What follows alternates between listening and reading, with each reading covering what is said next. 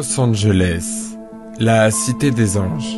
Habituellement, on y rêve de cinéma, de soleil, de stars. Mais cette semaine, ce sont les flammes, les sirènes et les cris. Une ville à l'arrêt, plongée dans le chaos.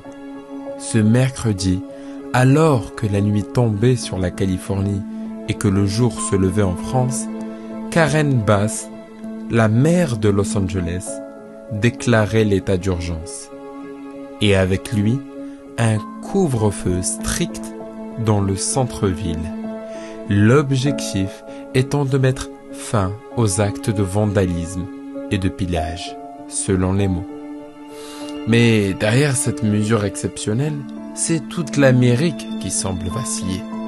Je vous invite dès à présent à vous installer confortablement et je vous souhaite la bienvenue dans Grand Teacher Relate pour pouvoir traiter ce sujet ensemble.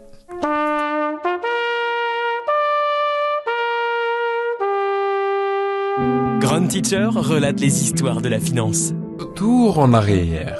Tout commence par une explosion de colère contre une série d'expulsions de migrants. Des familles délogées, des images virales, une jeunesse en feu. Très vite, ce qui devait être une manifestation pacifique tourne à l'émeute.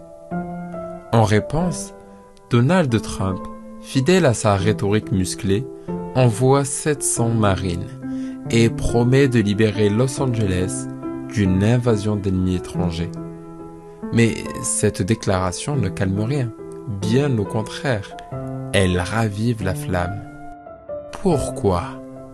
Parce qu'on ne parle pas simplement d'un affrontement entre manifestations et forces de l'ordre, on parle d'un clivage fondamental dans l'Amérique d'aujourd'hui.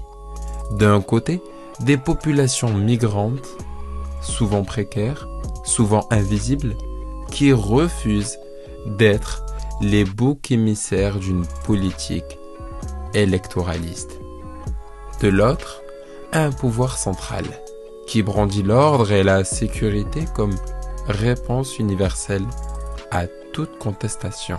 Et pendant que LA vacille, le Texas entre dans la danse.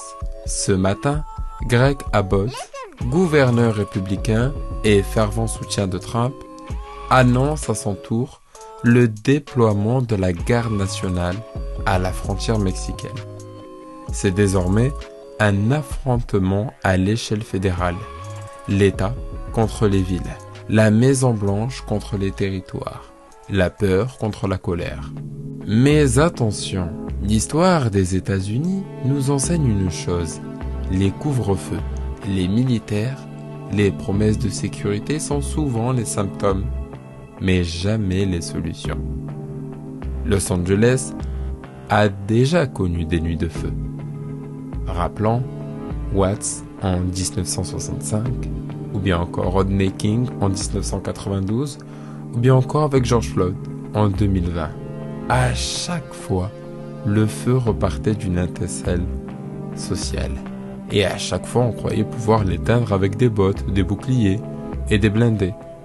Mais aujourd'hui, la question est plus vaste. La question, c'est celle du vivre ensemble. Peut-on encore, dans l'Amérique 2025, concilier protection des frontières, justice sociale et respect des droits fondamentaux? Ou bien, sommes-nous entrés dans une ère de fractures irréversibles où chaque crise est instrumentalisée pour gagner des points dans les sondages? C'était Grand Teacher Relate, c'est aussi ça. Raconter le moment où une ville bascule, mais aussi le moment où une nation se regarde dans le miroir et ne se reconnaît plus. Alors, la question est simple, mais brûlante. Et si Los Angeles n'était que le début? Merci d'avoir écouté cet épisode de Grand Teacher Relate. N'hésitez pas à partager, commenter et surtout, restez lucide. Le monde bouge et il faut le comprendre pour ne pas s'y perdre. Je vous dis à bientôt. Parce que chaque territoire cache une vérité stratégique.